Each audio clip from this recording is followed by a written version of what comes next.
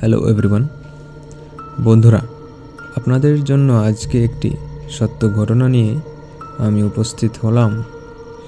এই ঘটনাটি আমি গুগল থেকে সংগ্রহ করেছি এবং আসলে এই ঘটনাটি একজন ব্যক্তির জীবনে ঘটে যাওয়া ঘটনা। অবশ্য আমি জানি না কতটুকু সত্য হতে পারে, সেটা আপনারা কমেন্ট বক্সে জানাবেন। তো গল্পটা আগে শুরু করি। গল্পটা ঠিক যেভাবে লেখা হয়েছে ঠিক সেভাবে আমি চেষ্টা করব বলার। প্রথমে আমি বাগানটির বর্ণনা আপনাদের দিচ্ছি। একটি মাঝারি আকারের শ্রী গণেশের মন্দির রয়েছে, আর কিছু বেঞ্চ যেখানে লোকেরা বসতে পারে, মানে যেখানে লোকজন বসে আর কি। তারপর রয়েছে শিশুদের খেলার জন্য স্লাইড, সুইং এবং সিসো, মানে পার্কে যে থাকে না, ওইখানে যে বাচ্চারা খেলাধুলা করে, ওখানেও মানে ওইটাও রয়েছে ওইখানে। আর একটি গেট, যার মধ্যে দিয়ে একটি বড় খোলা খেলার মাঠে যাওয়া আসা করা যায় বা প্রবেশ করা যায়, এবং কিছু বিশেষ ধরনের মূর্তিও এখানে রয়েছে। তো এটি আমার সঙ্গে প্রায় 1 বা 2 মাস আগে ঘটেছিল, যেটা আমি আপনাদেরকে এখন শেয়ার করছি।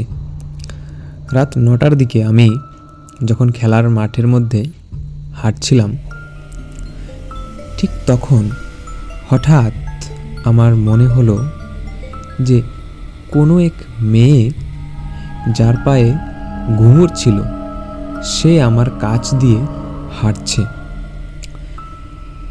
এমন সময় আমি কিছুটা সময় চুপচাপ দাঁড়িয়ে শুনলাম, এবং তারপর শুনলাম যে সেই শব্দটি খুব স্পষ্টভাবে আমার কাছে আসছে। আমি খুবই অবাক হয়ে গেলাম এবং ভয় পেয়ে হনুমান চালিসা পাঠ করতে শুরু করলাম। সেই জায়গা ছেড়ে আমি কিছুক্ষণ পরে চলে এলাম, এবং এই ঘটনাটি আমাকে প্রায় কয়েকদিন অস্থির করে রেখেছিল, এবং আমি এরপর সেই জায়গায় আর কোনো দিনও যাইনি। তবে পরে গুগলে গিয়ে দেখলাম যে কিছু পোকা, যেমন ক্রিকেট, পাখনা মেললে যেমন শব্দ করতে পারে আর কি, গ্রীষ্মকালে যেরকম পোকারা এরকম করে আর কি, ওই রকম। তো তাই হয়তো সেই শব্দটি ক্রিকেট বা পোকাগুলি করেছিল।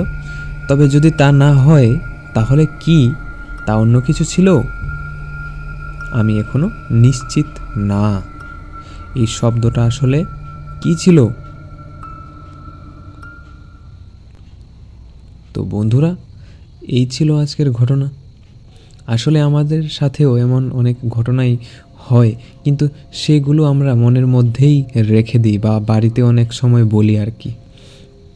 আপনারা যদি চান তাহলে আমার ইনবক্সে আমাকে আমার দেওয়া ইমেইলে এই ঘটনাগুলি সেন্ড করতে পারেন, অথবা আমি ইনস্টাগ্রাম আইডি অথবা ফেসবুক আপনাদেরকে দিয়ে দেবো ডেসক্রিপশন বক্সে। তো আপনারা ওইগুলি আমাকে সেন্ড করতে পারেন, এবং আমি চেষ্টা করব আরও ভালো ভালো ঘটনা নিয়ে আসতে।